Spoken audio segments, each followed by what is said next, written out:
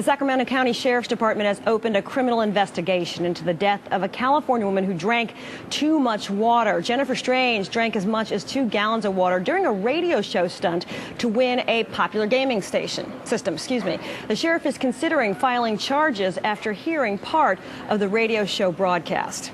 How much water do you think you can drink before you have to wee? I did like 2 gallons, I think. 2 gallons?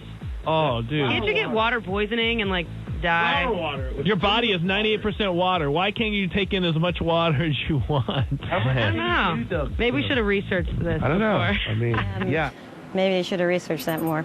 Shortly after that part of the conversation on January 12th, a nurse called in warning of the dangers of drinking too much water. The radio station has now fired 10 employees, including 3 of the morning show disc jockeys. Opie and Anthony are nationally syndicated radio hosts, also on XM satellite radio, 2 of the best known in the business. They're joining us now on the phone. Guys, thank you so much for joining us today.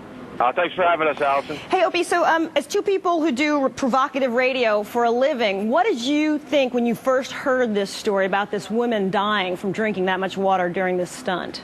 Well, obviously I feel bad for Jennifer and her family, but I also feel bad for the show because they're just kind of a wacky morning show. They're not really shock jocks or edgy. They were just kind of trying to have a little fun, and it blew up. Trying to have fun. That's terrible. I'm sorry. I feel bad.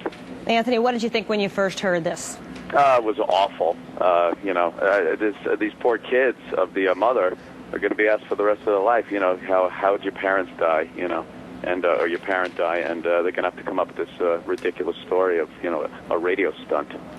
So, Opie, so what at this point in the story, if anything, points to the radio host's responsibility for this woman's death, or absolves them from it? That's a good question. It's going to be tough to get out of this one. You really don't sign up to kill a listener when you do a radio show. So I'd say they're pretty screwed. Yeah, I was listening to you guys this morning, and you played a clip from this show, and one of the guys was like, "Hey, she signed a release." Does that she signed a release excuse hold in your opinion? No, I think legally it might hold, but so they don't get arrested. But I think a civil case will be brought up, and it reminds me, it was a case years ago, back in '83. A couple of disc jockeys, I think it was Ramon and Francis in the morning. They had a staff member shove marshmallows in his mouth, and he choked wearing a bunny suit. It was awful, tragic.